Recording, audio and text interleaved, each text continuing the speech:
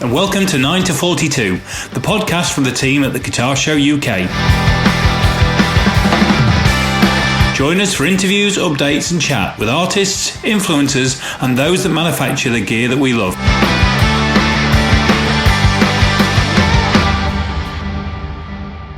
Hello and welcome to 9 to 42, the podcast from the guys behind the Guitar Show UK.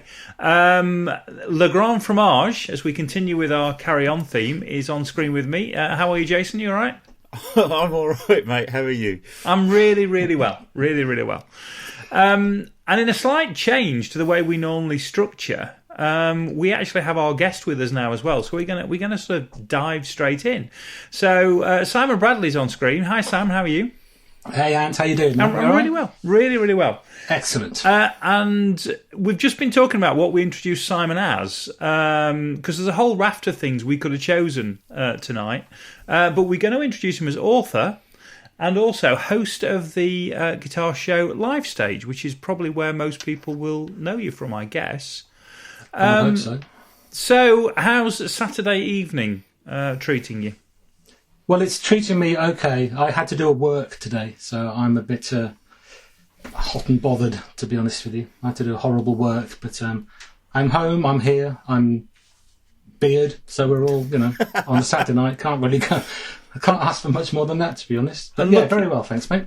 And looking resplendent in that Spinal Tap t-shirt, which is a thing of absolute beauty. It is, isn't it? Yeah, it is. That is something else. We'll need a picture of that to go with the podcast. That's quite special. No problem at all. Where'd you get that from then? Online, I think it's called shotdeadinthehead.com or something. But I know, not very funny these days, I grant you. Yeah. Okay. But I've had this for 1,000 years. I remember I went to a Marshall amp launch at Milton Keynes and walked in with it. Right. And everybody was sort of like going, "Where do you get that from? Where do you get that from?" I was just like this. And Victoria Marshall, who was running Marshall, this is a million years ago, Victoria Marshall was running it. It must have been the launch of the JVM, I suppose.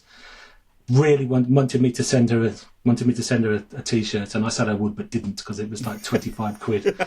I think you do right. Yeah, I think when you are running Marshall, you can afford to buy your own t-shirts. Well, yeah, and it doesn't have to say Marshall on it either. I remember Chris George, who was demo at the time, I'm sure Steve knows him, was absolutely enamoured by it. He says, "I'll buy it off you now." He goes, "I'll buy it off you now." No. I'm not being topless in front of Jim Marshall. Again.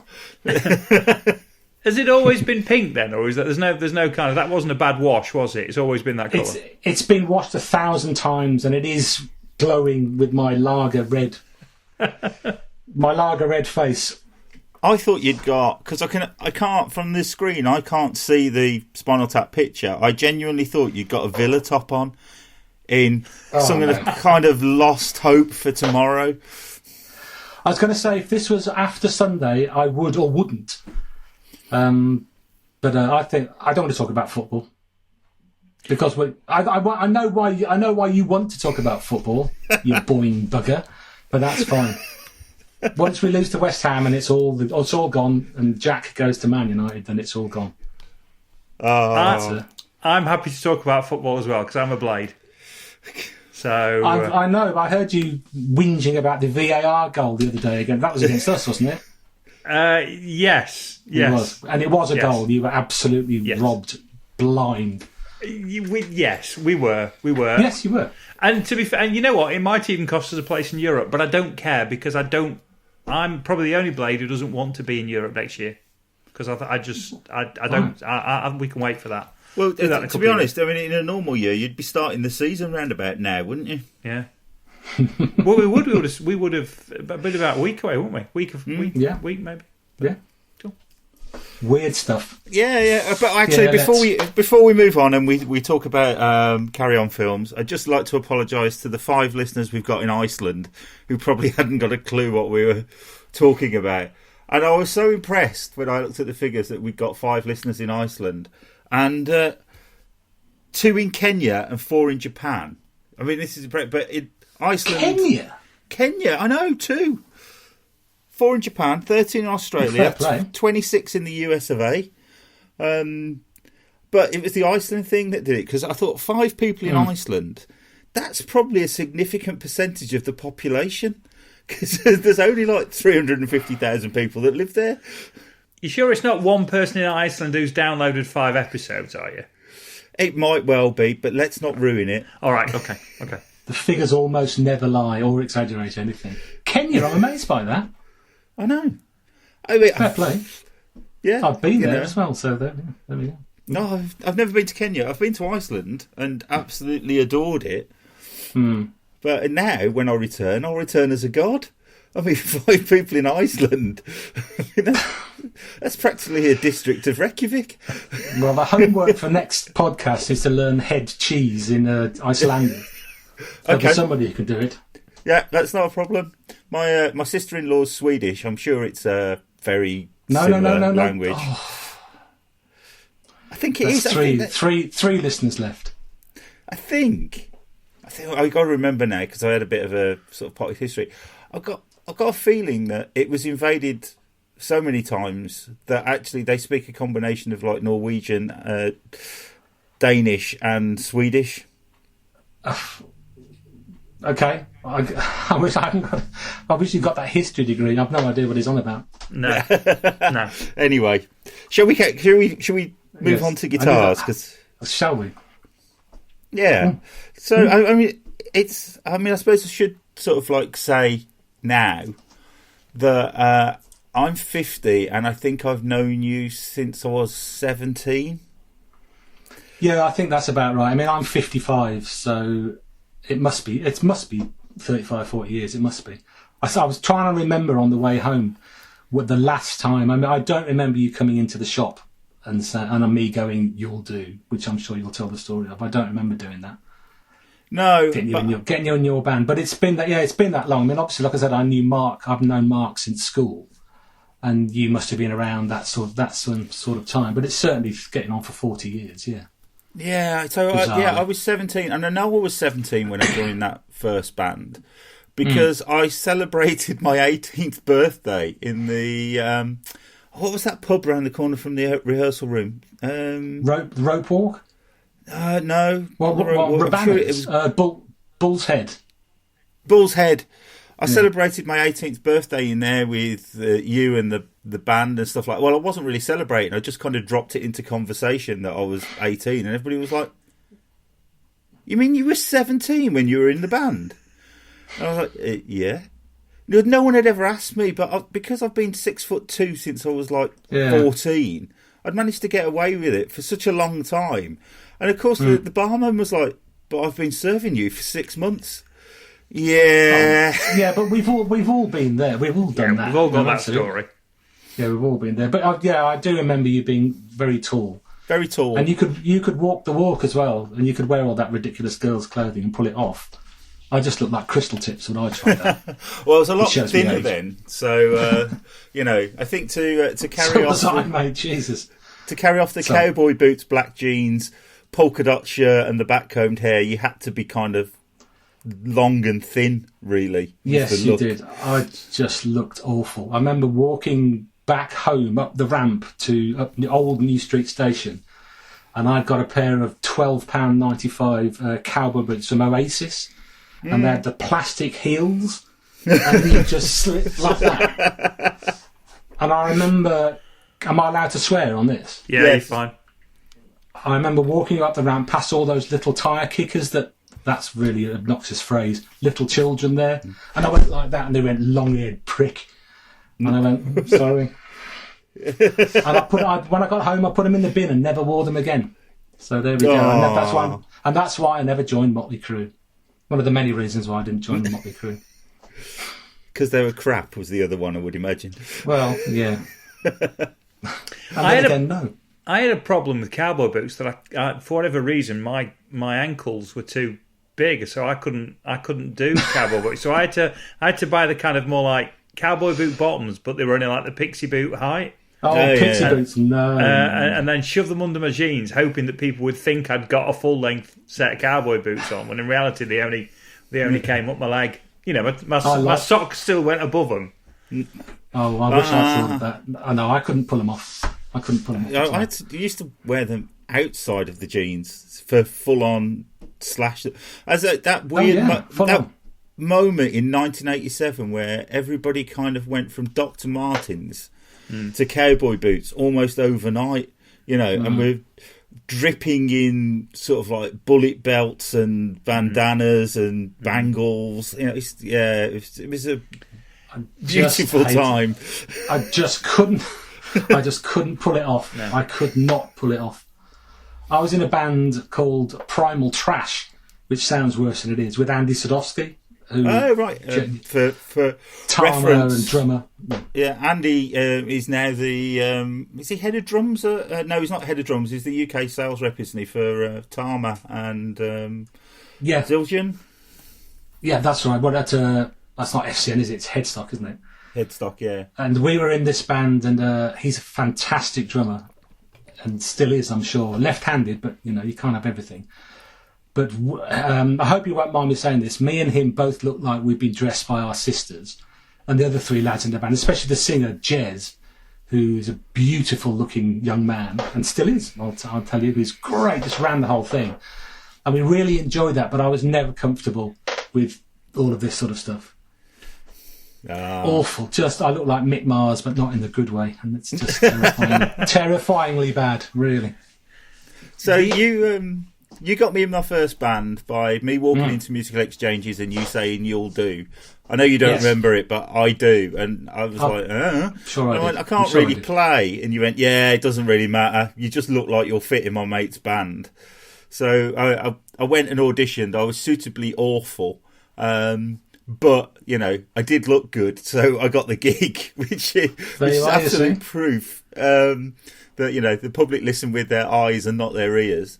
And then you sold me we were starting to get ready to do gigs, and I'd got a crappy little 12-watt home tranny Marshall sort of practice amp, and you were like, you need a proper amp. Hang on a minute, we've had a second-hand one come into exchanges, and I ended up coming down, I think it was £100, and you sold me a 4x12 Laney 100-watt head. You're welcome.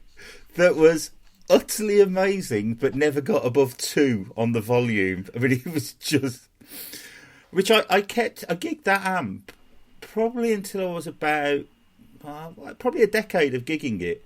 And we did one gig in Warsaw. I can't remember what the pub was called. I was really excited to play there because Slade had a residency there before they kind of, took off.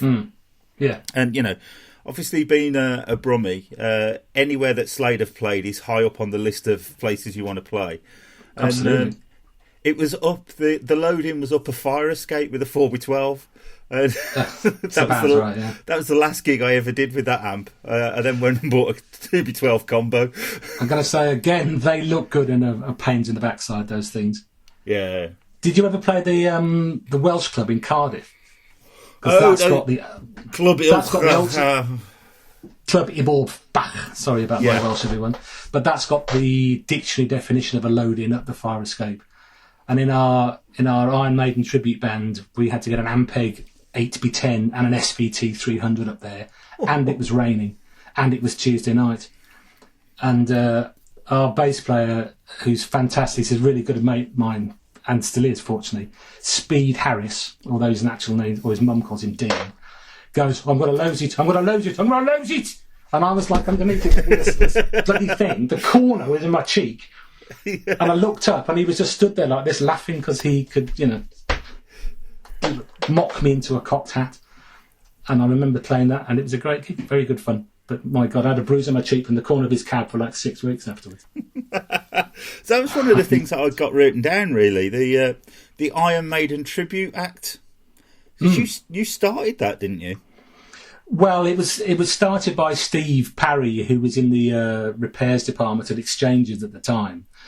But it was his idea.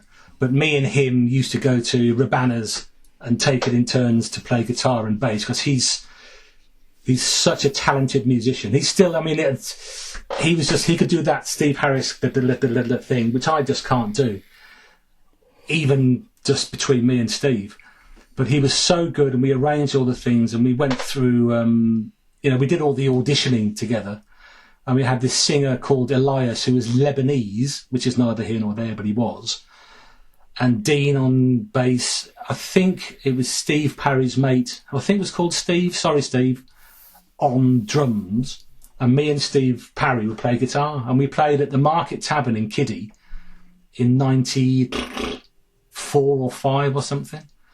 And then Elias was called back for national service in Lebanon, never to be seen again. I hope to God it doesn't mean anything worse. He just didn't come back to England after that.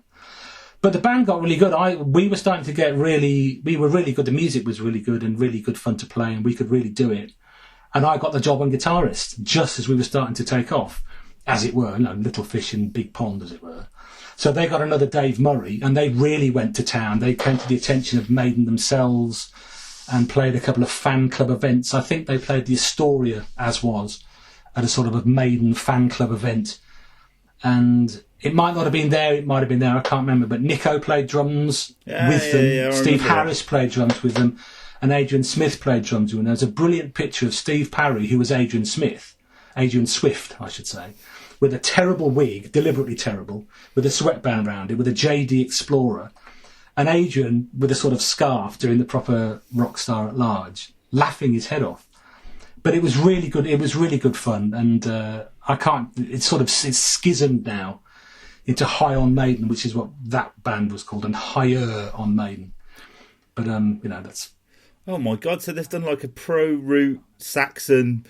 What's the other Oliver Dawson Saxon? They've actually split like a pro band and formed two similar named bands. Yeah, well, it's Infinite Returns, isn't it? Because they were called Son of a Bitch before they were Saxon. I think Graham went back to doing Son of a Bitch to the interest of nobody, with the greatest respect. Fabulous. Saxon were fine for their time, but nah. So how do you go from Musical Exchanges to Stocks Fitness Club to Guitarist magazine? Well, that's a very good question. As I say, I got a hotel catering degree, well, HND, I should say. And on the back of that, went to work at a hotel. This is part of the story. And that was Moor Hall Hotel in Sutton, which is very posh and still is as far as I'm concerned. But by sheer coincidence, the night porter was Blaze Bailey, would you believe? I don't think I've actually told you that. The actual Blaze Bailey it was. So I was doing the proper career thing with passive-aggressive pressure from certainly my dear old dad, get a proper job. But with Blaze, who is he's exactly what he's like on stage, especially with Wolfsbane and back in the day in the 80s and the 90s. He would put trays on his feet and get 2 brooms and would ski past using on the carpet because it was pretty frictionless while I was trying to check people in. And we really hit it off because we realised we liked the same sort of music. I mean, Wolfsbane was still doing little clubs in Tamworth, and we saw them so many times.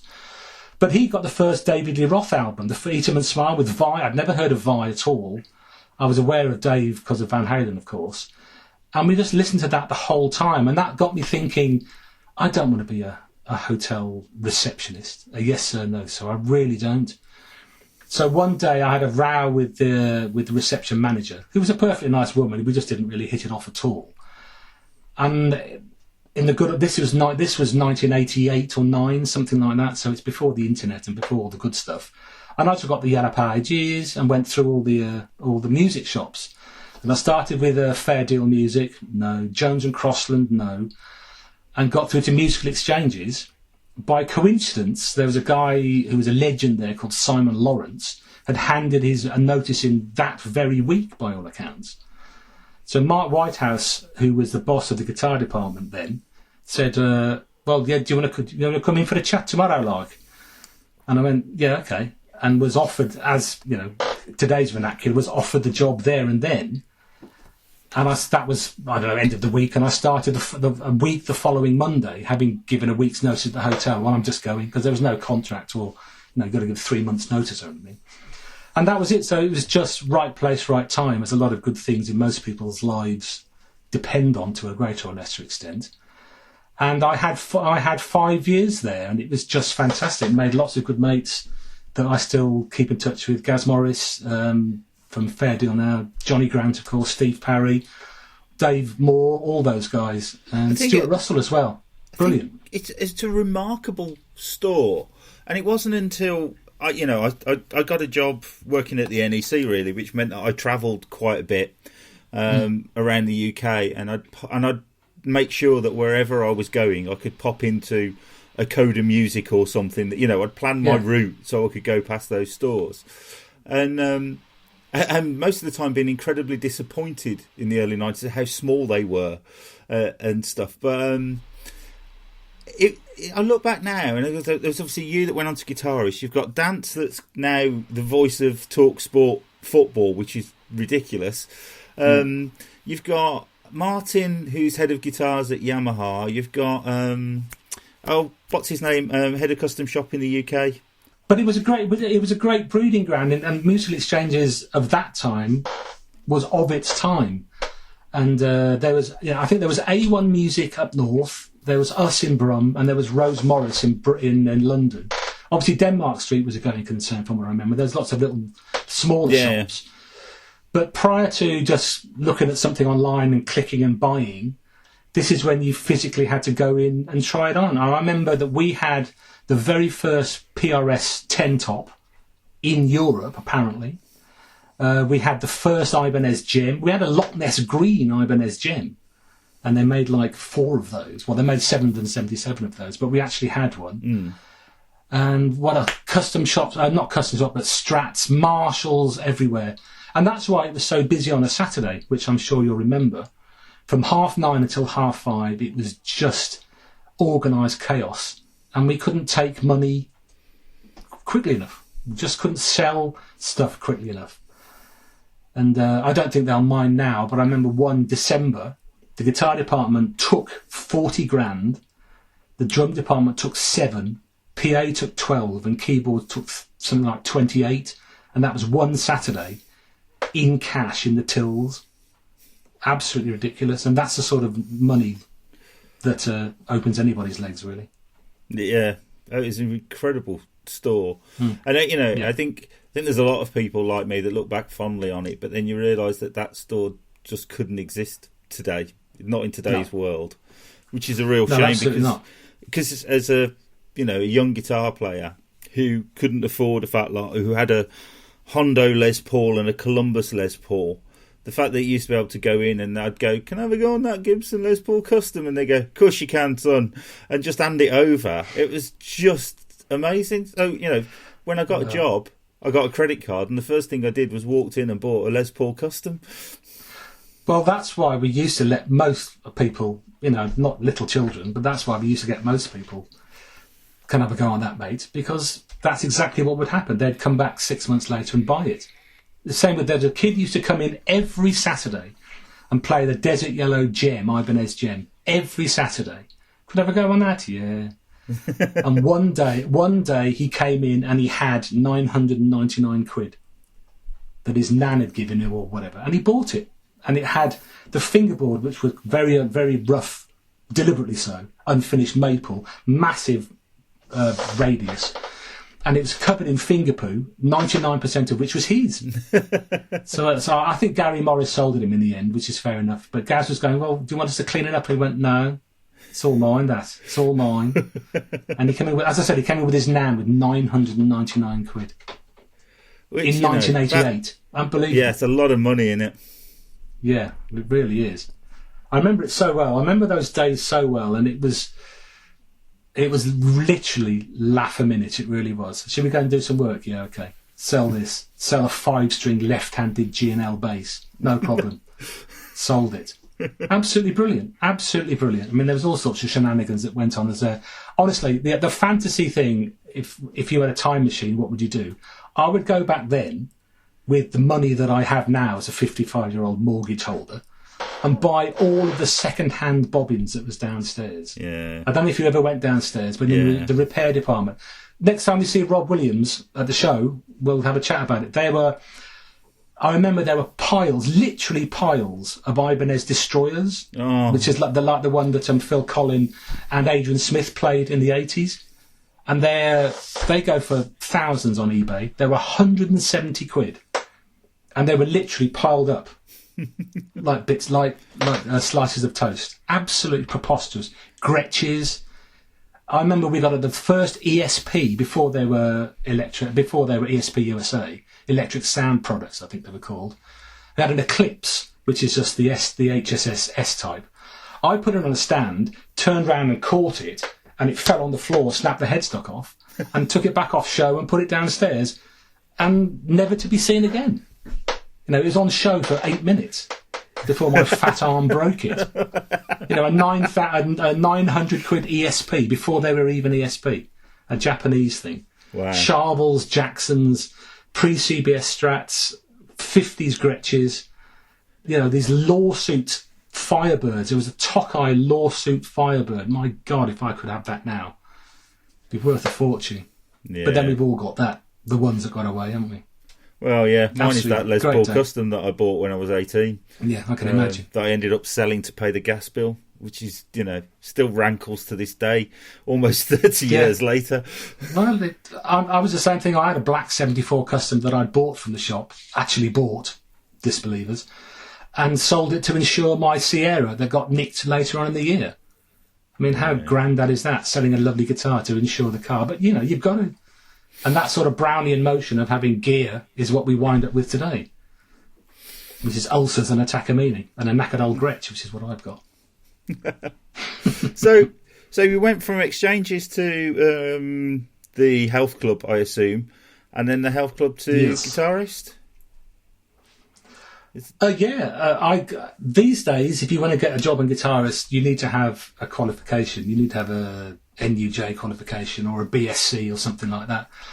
Me, I went to see the aforementioned Mark Cheetham in the Isle of Wight. He was staying at his parents' place, and I bought a copy of Guitarist. I've been on the dole for 2 years by then as guitar tech for Magnum. Then again, there's some stories not to be told in the public domain. My God, I'm surprised we were walking sideways at the end of that tour, I must say. But anyway, I got a copy of a Guitarist to read on the train down. And after a Nick Kershaw interview, this was 1995, there was a half-page ad, would you like to write for Guitarist? And I went, yes, please. So instead of spending the whole weekend with Mark and I'm not sure if Karis was around at the time, but certainly his parents were, just hanging out with him, I spent the whole time working on this application that they needed. And they needed a review of my main guitar, which is the Takamine, and a fake review, you could make it up, of a rock star of your choice. So I actually did Tony Clarkin from Magnum, because he was not a mate, but I knew how to get hold of him. And applied, didn't get the job the first time, joined a courier company in Aston, Crown Couriers. Awful. Oh, God, that was a job.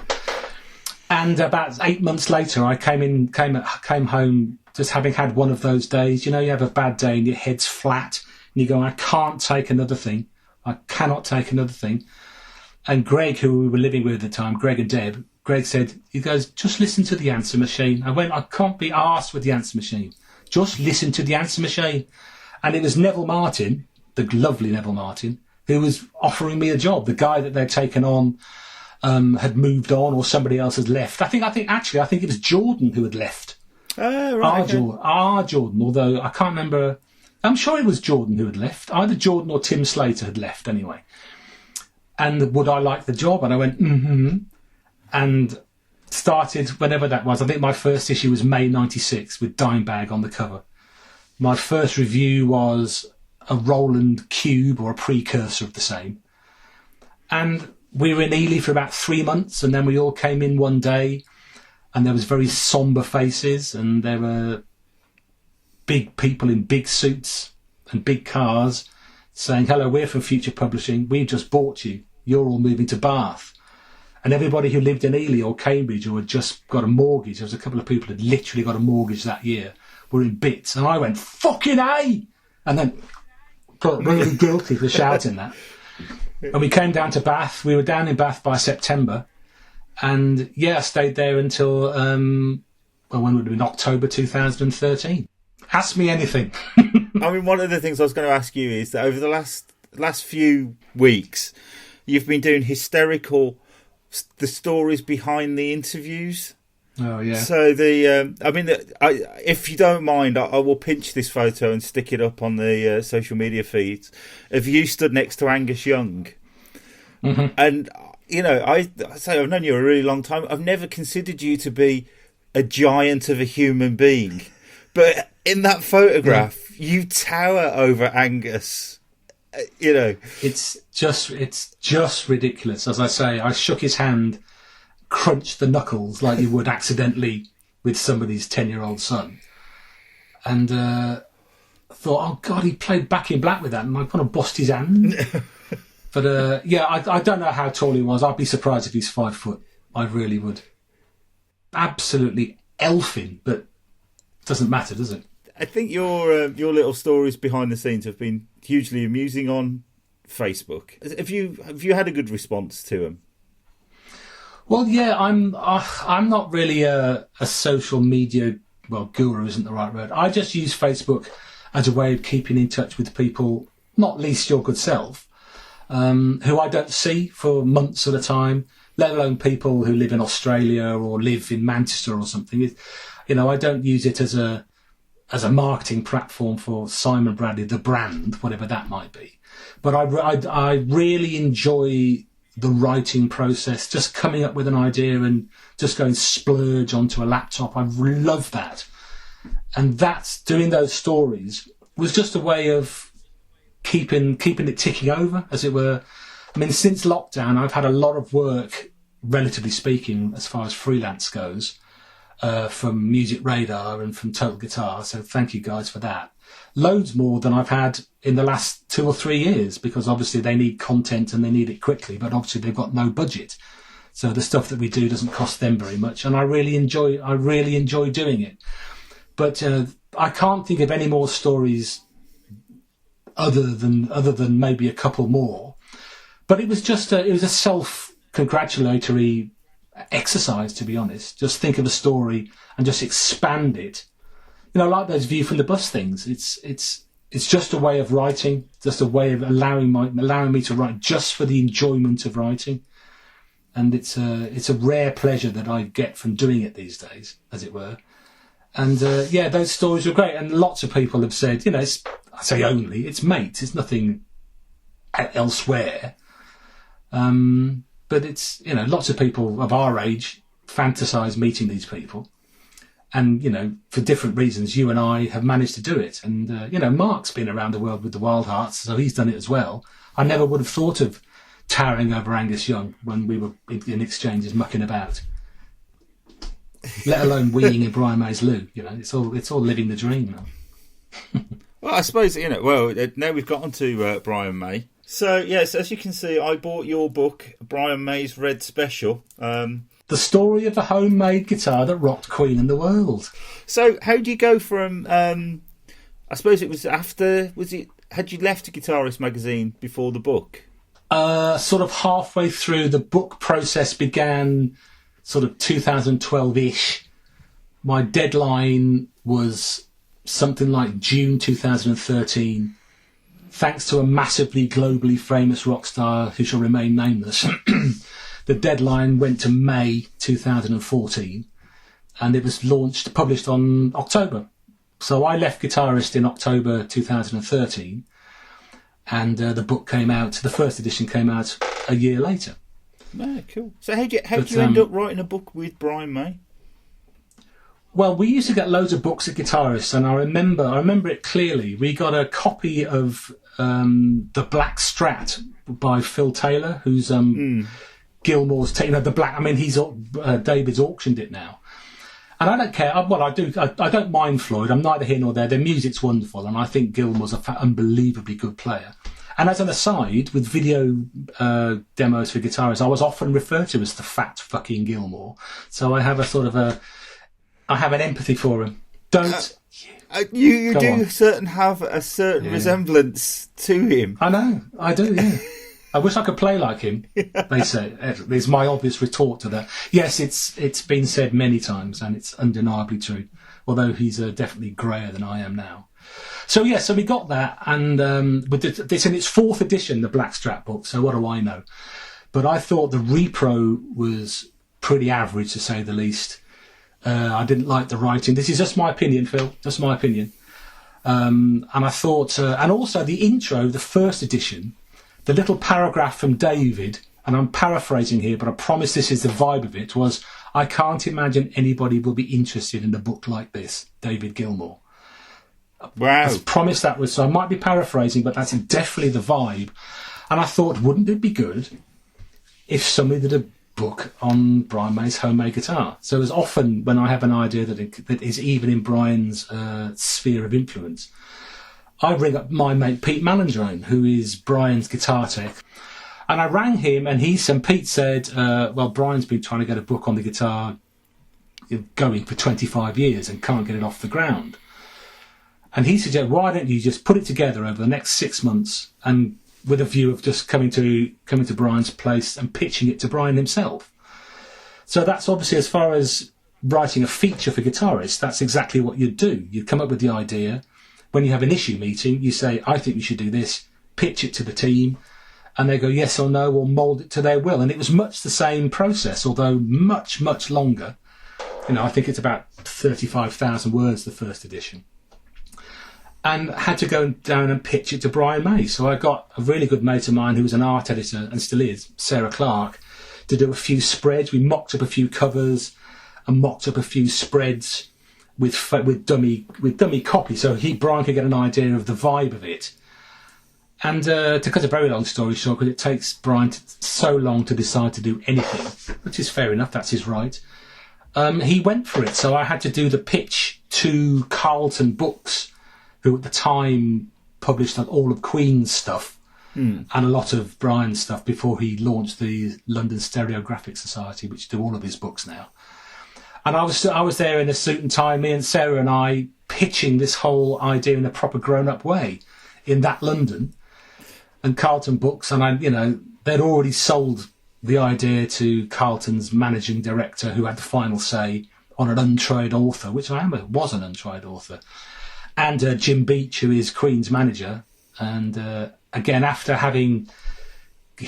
treating him so well, to quote him at the NMS in 1999, the whole relationship that I have with Brian is based on the trust side of things.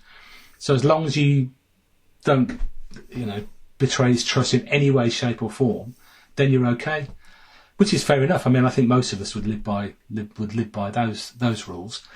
So I pitched it, and they said, "Great, get it done by June next year, which is 2013." So I booked a whole day interview with Brian in August of that year. And we went into one of his outhouses, and what Pete had done, as a surprise for Brian mostly, but it was a surprise to me as well, had mocked up a 1960s living room. Obviously, Brian's got all the documents from the guitar, all pictures from the guitar, like in 1963 and 1964. He's got every single bit of paper pertaining to guitar. His dad used to build box brownie cameras, hence they have pictures, and some of the pictures of those are in the book. And that's what makes it so good. And I came up with 40 or 50 questions designed specifically to take him in a particular direction. And if he veered off too far, another question to get it back in. Because obviously he'd been asked about the guitar a million times. So what I was trying to do is not get stock answers out of him. Because when he's been interviewed as many times as he has, why did you use a knitting needle for the tremolo arm? Oh, well, my mother had this, my mother had that. Which is basically true, but I wanted to get under the fingernails of the whole thing and really get into it. And, get a human story. That's why it's in the first person. That's why it sounds like Brian's speaking. And he is, although he just, we had an 8-hour interview and I transcribed the whole thing. Nearly went blind, but the number of questions that I'd had were pertaining to particular chapters. He'd agreed, in principle, the chapter list and what those chapters would cover. His life before Queen, his life in Queen, building the guitar, what happened with the guitar afterwards, Live Aid and all this sort of, just because you've got to have Queen in there, because people don't necessarily know that Brian May's in Queen, believe it or not, because it's like Freddie Mercury and Queen. So that's why you have to have Queen on the front cover, and that's why it's got to have Queen all the way through it, because it's extending the interest, the marketplace for it, really, rather than just hairy-ass guitar players like me going, "Oh, fantastic," and it sells 9 copies. I think the first edition's done like 22 or 23, which is pretty good for a narrow and deep book like that.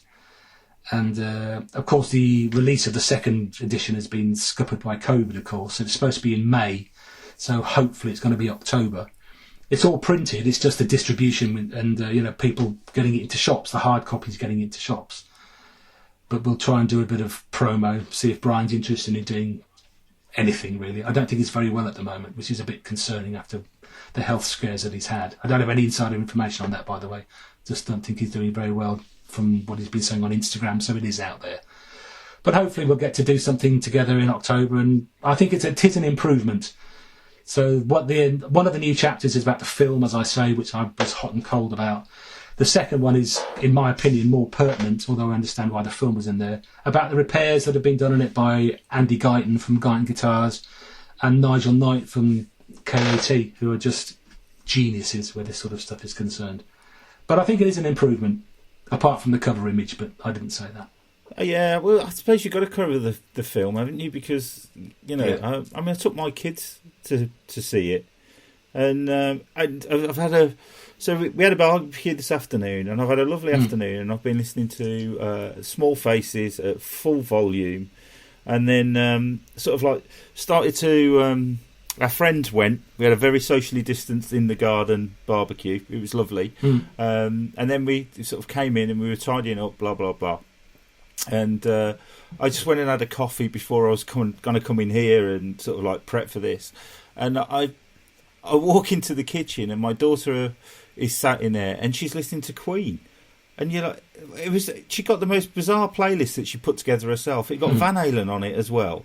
And it's like this isn't me or anything, So it did introduce the music again to another generation. I suppose you're looking at a band now that's pushing 50 years old. Well, yeah, I think their first gig was in '69, so yes, pretty much. Or 69, 70. I think maybe the first gig was in 70, so around that sort of time. But yes, absolutely. I mean, Bry's 70. Well, it was his birthday on the 17th, so obviously 73 now. And honestly, they're bigger than ever. It's quite ridiculous. Well, it's not ridiculous. It's just great. The tour that they were going to do that was cancelled because of the virus was colossal. And all power to them. If people if people can't bear to see Adam Lambert up there, then fine, don't go to the gig. That's no problem. Fred's not going to come back anytime soon, is he? And the truth is that if Fred was still alive, they might be making music. They wouldn't be touring. They wouldn't do 3 months in Australia and South Korea and Thailand and Korea and Japan and all those sort of places. They wouldn't be able to do it. But it knackers Brian out, but he doesn't have to run around prancing, which is fair enough. Adam can do that. Yeah, I mean, it's definitely a young man's game. I mean, the only person I've seen to be able to do it with any kind of consistency is Mick Jagger. And I have literally no idea if someone who's post-75 can do that, because I'm 25 years younger and I can't do that. Well, no, I mean, he's the same width sideways and straight on, isn't he? But he's a one-off. I don't share your die-hard love for the Stones, but you can't argue with Mick Jagger. He's an absolute one-off, for sure. I don't know how he does all that sort of stuff. No, it's noticeable when I went to see Kiss, because my other die-hard love is Kiss. And it was quite noticeable when I saw them last year that they're not moving with any kind of fluidity anymore. No. No. But then they are again post-70. It's remarkable that they're still going at all. Well, that's it. And it's these days you don't need to see them running around. Just play the music. I think that's the thing with Queen to a lesser extent. Although the production is just mind blowing. We saw them at the NEC. The NIA. When last time out, 2017, I think, the News of the World. Yeah, 2017, the News of the World, and the stage is like that, and it just goes up, and they come out. It's fantastic. It's just brilliant. And Pete got us, and me and Anya, who's my wife, a stage tour before. She sat on Roger's kit, and it was just a fantastic day and a fantastic gig. And everybody likes Queen, don't they? You might not like, I don't know, We Will Rock You, but you'll like We Are the Champions. I can't stand them, but Bohemian Rhapsody is all right. Everybody likes Queen. Sure. Yeah, I mean, they are definitely one of those bands that's managed to encapsulate kind of several different kind of takes. I mean, I even don't mind some of the stuff on Hot Space, if I'm perfectly honest. Some of it's bloody awful, but, Yeah. You go from a band that did Death on Two Legs to, I don't know, The Game or something. It's they've changed quite a bit over the years, haven't they? Yeah, very much so. But I think that was always the idea. I mean, there were four equal members that have very different styles. And there's a brilliant Roger Taylor quote that somebody would come up with an idea, and then the other three would try and change it. And I guess that's what the creative process is in all walks of life. But I mean, they are unique. It's a very overused word, but they are unique. And looking at the set list from 2017, just the breadth of hits that they've had. And as I say, the reach that they've had globally, even now Adam's been in there for 5 years and is perfectly accepted, as far as I'm concerned. If you're going to cut off your nose to spite your face, I'm not going to go and see him if he's singing. Freddie, Queen died with Freddie. That's often said by people who spell Freddie with a Y, and it's like, dude, you can't if Brian and Roger want to go out and play with Adam Lambert, that's fine. And who cares? It came from American Idol. It's a hotbed of talent, and he can sing. There's no two ways about it. He can absolutely sing like nobody I've ever heard. And if they've got there's a million people who can sing beautifully, but if you get the chemistry going with Brian and Roger, then why shouldn't they go and play stadiums?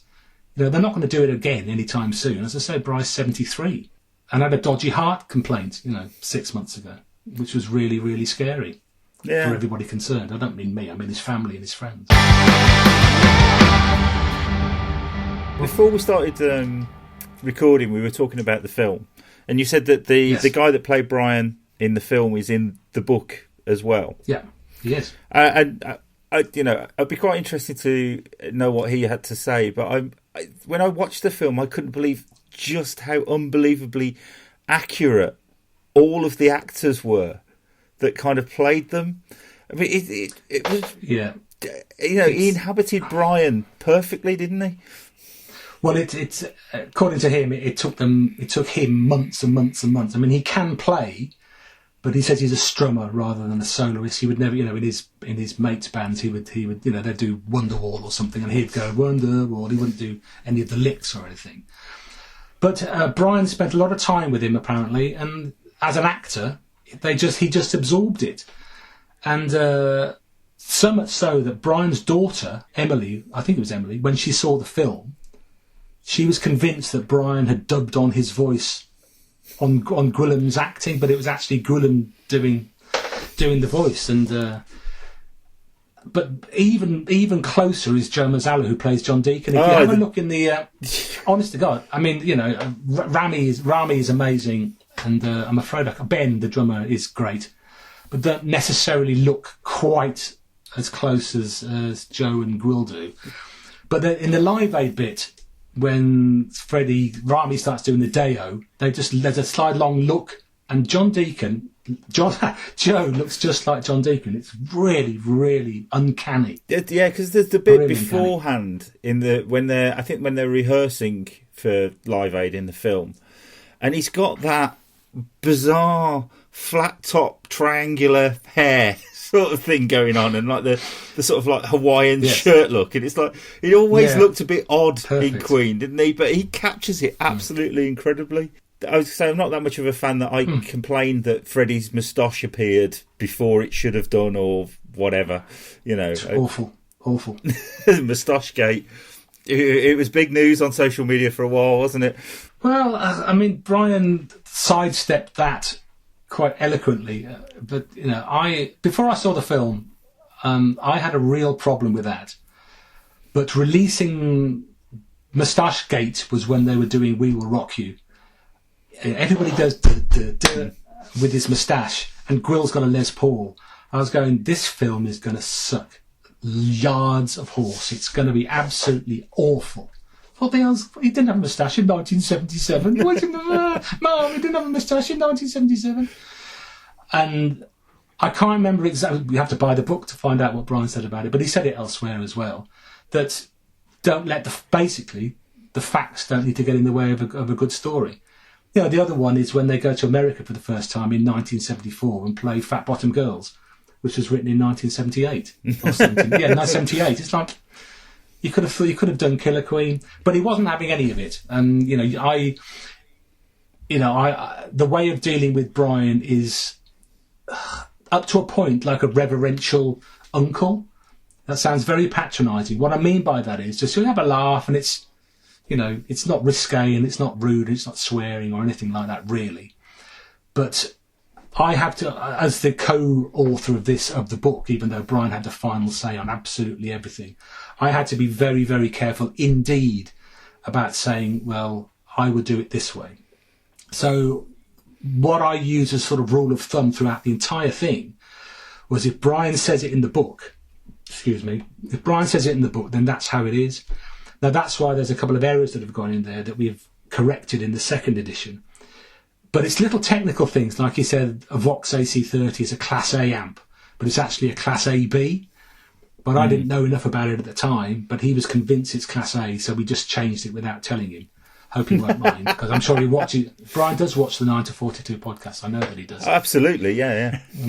Him and Anita love it.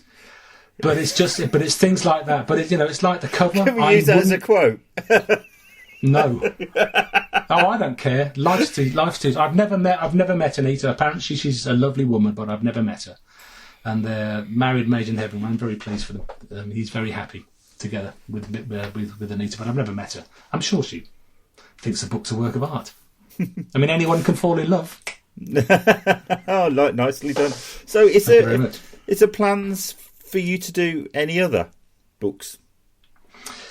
Well, this is where the buses come in. There were, but once you're outside of Queen's umbrella, as it were, nobody wants to know. Is the short answer. I was toying with doing one with Steve Vai. No, I don't know Steve. I've interviewed him several times, but I don't know him any better than that.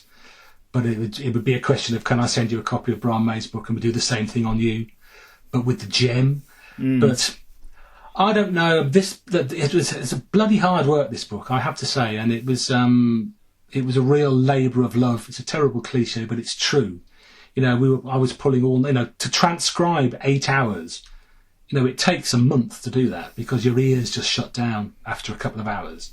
Just with these on, typing it all out, and then reading it out again to make sure you haven't made any faux pas or assumptions or typos or anything like that. And then it has to go to him, and then it has to go backwards and forwards. And this doesn't happen, overnight. I'll send it to him via his PA, Sarah, who I get on really well with, and I won't hear anything for 2 months.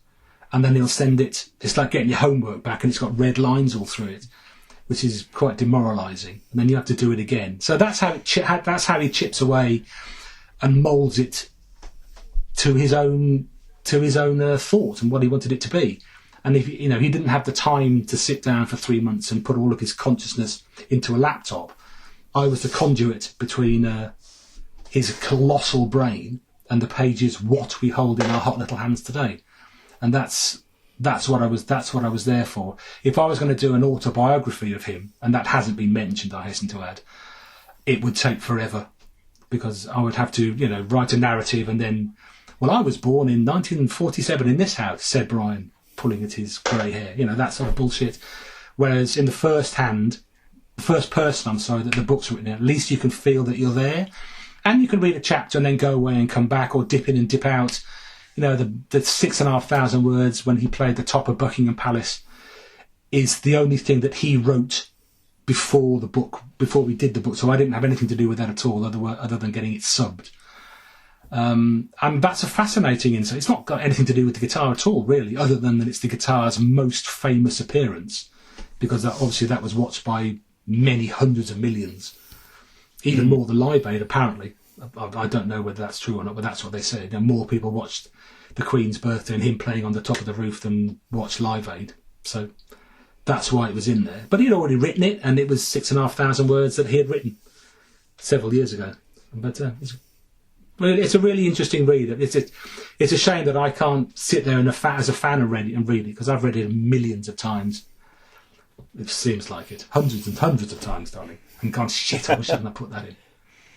But as I was just thinking, not necessarily doing another book about guitars, but you were talking about how much you just love to write, which is evident. I suppose is there anybody that you would like to write a book on? Honestly, I can't think of anybody. I'm leaving Guitarist. You know what happened there, and I'm not going to go. And there's no point in going into that now. But I've still, 6 or 7 years. I still haven't really got over it, and it was such a traumatic time. Just the reasons why are irrelevant now. I had 4 months on the dole. Anya, my wife, had just come back from doing 6 months research in Namibia, so she was on the dole as well. And you can't have a mortgage in Bath or anywhere as a married couple, and both of you are on the dole. It was a horrible, horrible time. And it's only recently, like in the last 18 months or so, that I've sort of had any interest really, other than just noodling in front of the telly, of getting back into guitars again. I've sold 80% of the stuff that I had. I've got a few guitars. I've got a Hughes & Kettner head and a 4x12 cab, of course, because that's just what you need when you're not playing, is a 4x12 cab in the spare room. A little Hughes & Kettner Tubemeister or something vaguely Germanic like that, and a Hot Rod Deluxe, which is all in, and a few guitars. But it's only recently, as I said, certainly within the last 18 months, that I go, well, maybe I can start getting back into it. That's why I've got no recording gear, because when the Guitarist thing happened, I didn't want to see another guitar as long as I lived, which is a shame. And that's nobody's fault. That was my mindset on the whole thing. It's, as I say, a very traumatic time, and I'm very glad we got through it mostly unscathed. Now, after all this, again, even 6.5 years afterwards, I'm still bitter about it. Everybody who was there knows what happens, and I'm certainly happy to hold my hands up for some of it. And like I said, I don't want to go into it now because it doesn't matter. And I've sort of come through the other side of it with a couple of people who were there at the time. But Guitarist was my ideal job. It was always, what is your ideal job? Well, writing for Guitarist. I bought it since 1990, like everybody seemed to do at the time. It's 450 pages in the mid-90s, and good old Phil Hilborn, who's still a really good mate of mine, would be on the cover with not on the cover, but with Eddie Van Halen, that just noodling and living the dream. And that's what it was like. That's what it was like on Guitarist. And for a guitar, guitars first and music second was always a cornerstone ever since I got my first little nylon string thing when I was 8, I think. And my parents were very musical. We had a very musical upbringing. My brother's a professional cellist. My middle brother, who played in the MDs, you might remember, is a beyond mythic bass player. I had no idea that was your brother in the MDs. I should point out for and to the 5 people in Iceland that it's always Iceland. So it must have been the late 80s, early 90s. There was a pub in Birmingham called Dirty Betts, which was a brilliantly named pub, and Simon's band, the Mad MDs, used to play there on a fairly regular basis, it seemed. Yes. We traipsed to the other side of Birmingham to go and watch them play. It was like a couple of bus journeys, because I certainly couldn't afford a cab then, to sit in this weird little boozer in Bearwood and watch what can only be described as comedy rock, I think, would be a fair description of it. You were called the Mad MDs. You all wore doctor coats, didn't you, and stethoscopes and stuff like that. Well, only for the first number, darling. But yes, it was a bit like Ian the Goat, to a lesser extent. Ian the Goat were fantastic. And only people from Birmingham know who Ian the Goat was. And I think that's okay. We should just leave it there. And if you want to know about Ian the Goat, it's one of the greatest acts you'll ever see. Just Google it. Absolutely. We weren't anything as good as them, but the reason we were called the Mad MDs is because our singer, Paul Edwards, Tatey Ravon, bless his cotton socks, was a theatre nurse at Good Hope Hospital. So he used to work in the theatre, the operating theatre, obviously. And he could sing. He's the best singer I've ever seen in a pub band of our stature, bar none. He was a better singer than Bertie from the E Numbers, who again is a massive band in Brum, although not quite with the charisma. But the trouble with Paul is he had to drink 2 bottles of Thunderbird Red before he'd go on, because he had crippling stage fright. And although stage fright, if you don't have it, seems like quite a funny thing, if you've got it, he couldn't do it unless he was paralytic. And you got half an hour out of him before he started taking his trousers off. And, you know, look at this, girls. And it's like, yeah, seen it. You know, and I've seen your ass as well. Again, can we just do the next number? But it got really good. I mean, it got really good for a while. It was me, Andy Ward on bass, good old Nick Meekin on guitar, Neil Troman, and Ian Salter actually on drums at the beginning, and Tatey singing. And it's definitely rose-tinted testicles thinking back on that, but it was just fantastic for, 3 or 4 years when we were in exchanges. And that's why we wore doctor's coats for whatever reason. But it was a good night out, wasn't it? Everybody got smashed to bits, and we'd make 30 quid, which we'd give to Percy in the what they called Ghostfire? No, it wasn't Who was Ozzy and Birchie's band? Oh, Gunfire Dance. Gunfire Dance. It was their band, their van, the shagging wagon, as it was resplendently sprayed all over. And we give Percy 30 quid for petrol to take us all home at the end. It's magic. Absolutely brilliant. Gunfire Dance were Birmingham's answer to the New York Dolls. They were great. Absolutely fantastic. Yeah, I loved them. I actually used to go and see them all the time. Them and Suicide Blonde, who were the top of the pile for me because they had really good tunes. And it was just a tragedy. I mean, Gunfire ended up releasing an album, but it came out about 10 years after they'd split up, I think. And Suicide Blonde managed a 12-inch, and that was it. Just criminal. I know, that's pretty cool, I think. I did. Ozzy was a great guy. I like the way it was Ozzy and Birch because they were both called Darren, weren't they? So just to differentiate between them, they were Ozzy and Birch, which is fair enough. It was. I remember Ozzy used to play very straight on the drums, didn't he? His tom-toms were, from what I remember, horizontal. So he was like this, just really, and he was a very good-looking lad, and he was giving it all the twirlings. Brilliant. Yeah, I mean, he basically sat. His drum stool was so high, it was almost like he was stood up playing the drums, wasn't it? Yeah. Boston. Yeah. I was just looking at my reflection on the screen, and I've gone from being in full light to with the Beatles album cover to now I can just about see my forehead, and the rest of it is completely pitch black. You've got a bit of Black Album stuff. Well, I can pop a light on in here. I don't think we need to do that for the audio, do we? I don't know. No, we don't need to pop lights on for audio. But I was thinking that I do remember there's no correlation between the two. As we've been on now for about an hour and 15 minutes, we should probably wrap it up because otherwise their episode is going to go on forever. Yes. And sorry, I don't wish to upset our Kenyan listeners.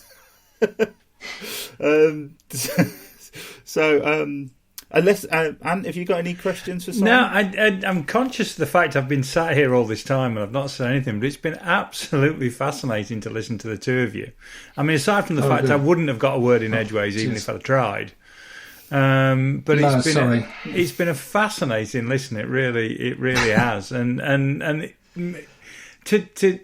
to pick up what you just said, Jay, both of you have got gradually darker as the evening's gone on. So I'm in a room with light. You two are both surviving on natural light, and it's got quite eerie, quite quick. I've got terrible reflections on my bright red face. Absolutely awful. Yeah, but no, it's been absolutely fascinating. I've thoroughly enjoyed it.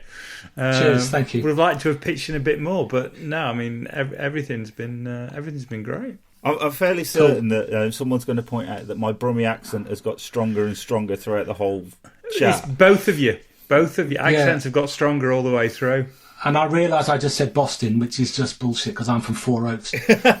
Yeah, you're actually from the posh part of Birmingham, unlike me. Yeah, absolutely. And you're from where they put you. Well, you're a yam, aren't you? Yeah, well, I was born in West Brom, yeah. So you are. Grew up on the board. I grew up in Sandwell. Which is neither here nor there, really. No. Yeah, it is the Biffins Bridge of Brum. That's true. So, should we go the whole hog and actually finish the podcast? Do the whole thing live? Do the whole thing live? Yeah. No overdubs. No overdubs. No overdubs. No fix it in the mix. Shall we call it, live killers? Yes, because they love the drum sound on that. My preference would be Alive 5. Would it be now? I can't remember how many Kiss Alive albums there's been now. Is there a fifth one? I didn't realise there was a fifth one. They did Alive 1, Alive 2, Alive 3. Then they did Alive 4, which was the symphony thing. I think that was the orchestra one, yeah. They also did a Millennium gig one. Right. So this would have to be Alive 6 then. Alive 6. Have you seen the DVD of Alive 4? Oh, yes. Is it Peter Criss or Eric? I can't remember who it is. On the drummage. It's Eric. Probably Eric. It's Eric, yeah. He's got an iPad on his bass drum and it keeps cutting and he's going like that. Which I always thought, fair play to him. I like Kiss, but not as much as you do. But There's very few people do. That's true. I'm sure if I was American, I'd be very, very normal in my love of strange men in makeup. But in the UK, they've never really taken off. No, not really. No, they're fantastic. I don't have a bad word to say about Kiss at all. Fantastic. When did we see them? We saw them in 1980 at Stafford Bingley Hall. Yeah. Good night. My first one was 83 in Stafford Bingley Hall, which was really funny because last year when we had Paul Sayer at the guitar show from Temperance Movement, yeah, he phoned me sort of like an hour before he was due on stage, and he went, "I'm at Bingley Hall, where are you?" And I went, "I'm stood out the front, mate." And he went, "I can't see anyone, there's no one here." And I was like, "Are you at Stafford Bingley Hall?" "Yeah." "No, mate, this is Birmingham Bingley Hall." Oh. And if you remember, he arrived about 5 minutes before he was due on stage, and we just threw the amps on the stage. But it was all that Lazy J stuff, wasn't it? And they put it on and they had it all set up with a set screw. It looked absolutely wonderful. And you came in and he said, "You ain't going to believe this. He's at Stafford." And I went, "Fuck off. Who goes to Stafford Bingley Hall?" And he said, "Well, he is. He's stuck at Junction 10. That's like everybody is." But yeah, like you said, he came 10 minutes before, not a hair out of place. And did sound like good Lord Almighty with a custom telly. Fantastic. Yeah. And if you missed it, come this year. Let's not talk for another 3 hours, sorry. No. We should wrap it up. We've got... I suppose we just kind of wrap it up and we say who's coming next, because we're doing this again on Monday night, aren't we?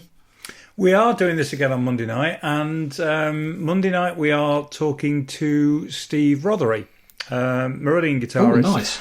And I've known Steve off and on for probably about 7 or 8 years, and he's just in the process of releasing a solo album, and he was free to chat, so we're chatting to Steve on Monday. Cool. Right, I think we're done. So it's probably good night from me, and good night from him, and him, and him. Thanks, Simon. Thank you. Really appreciate it, guys. Thanks very much. Cheers, mate. Bye-bye. Cheers.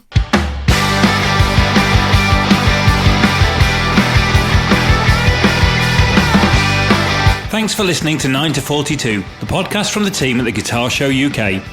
If you've enjoyed the show, then please remember to hit the subscribe button and share with other like-minded souls. For more information about 9 to 42, please follow us on Facebook, Twitter or Instagram at the Guitar Show UK. This has been an A Short Stories production.